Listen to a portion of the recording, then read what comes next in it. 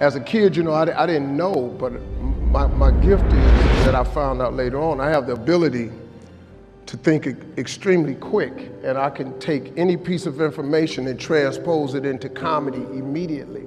Now, when you're a kid and you don't understand that, you get in a lot of trouble. I stayed in a lot of trouble. I've been to more principal office than all of y'all put together, and the pastor's office at the church, because I just couldn't control it. I thought something and I fired it off, and it was instant, and it happened. And you know, I didn't know what it was until I got older, that this was a gift, that it did make room for me, that I became a stand-up comedian, which started with a dream of mine, and it led to where I am today. It's a lot of stuff that happened in between there.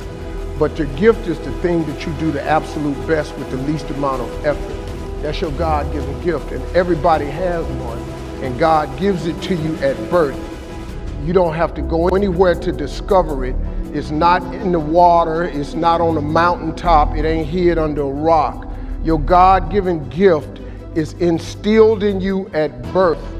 If you pursue that as opposed to your passion, there lies your greatest chance for success. The problem with people is we don't pursue our gift oftentimes. We try to go get an education and make it think that's gonna get us somewhere, and then we try to pursue a passion. And you know, I'm passionate about golf. I really am. I'm passionate about golf.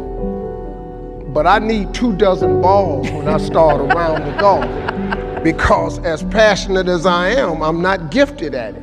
I make some good shots. You know, I hit one every now and then, get up there, you know, green in regulation. But for the most part, you know, I got to go find that ball somewhere.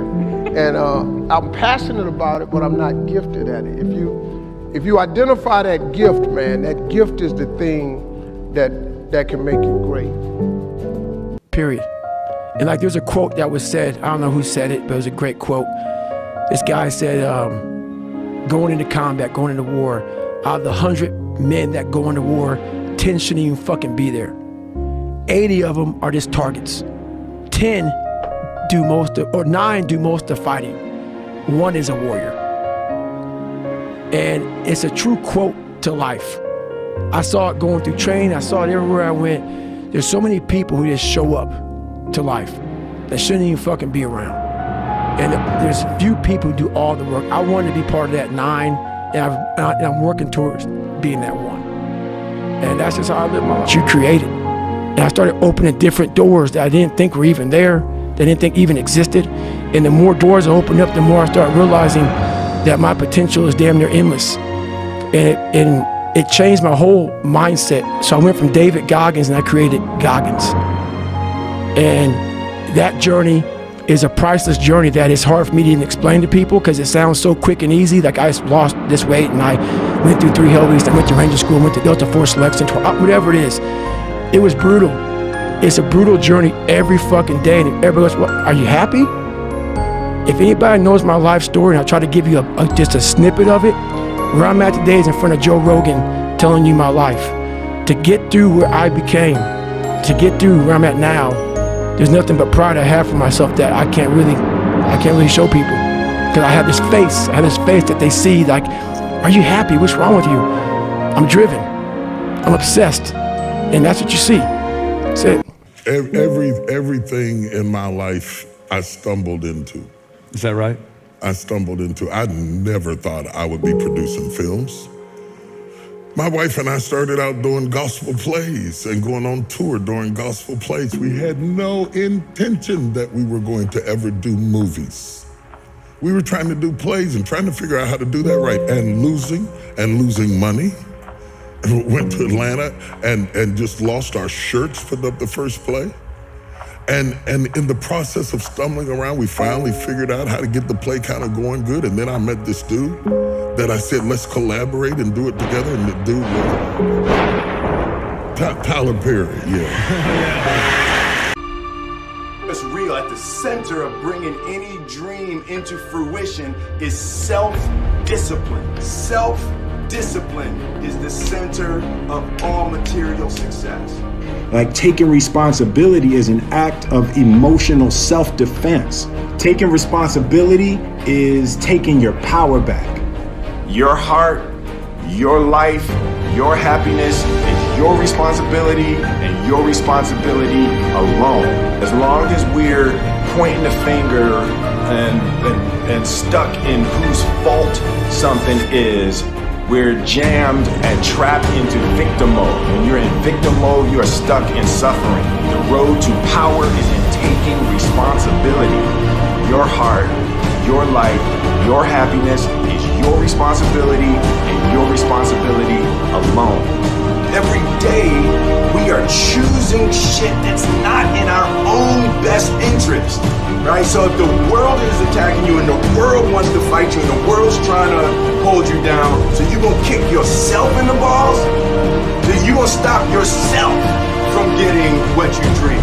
Self-discipline is the center of all material success. Feel at the center of bringing any dream into fruition is self-discipline. Something is somebody's fault. We want them to suffer. We want them punished. We want them to pay. We want it to be their responsibility to fix it, but that's not how it works, especially when it's your heart. You cannot win the war against the world if you can't win the war against your own mind. I mean, 99% of people that say stuff like that are not willing to do what it takes to make their dreams come true. The Marines have a saying, everybody wants to go to heaven, but nobody wants to die. And that's just risk, but they don't. You know, something as simple as food and eating, it's not about your body as much as it is about your mind. It's getting command of your mind to be able to choose actions that are in your own best interest. Happiness is peace, it's not pleasure, right? And everybody thinks happiness is trying to get as much pleasure as you can get. There is nothing more agitating to your mind than extreme pleasure. Right? It's like peace.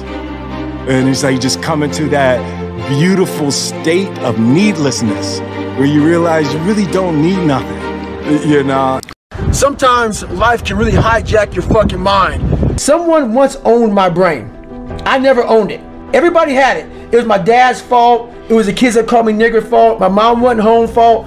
My soon-to-be stepdad's fault. The little kid that got ran over by the bus fault. My life was, everybody had a piece of my fucking brain. Yep. And through this journey of suffering,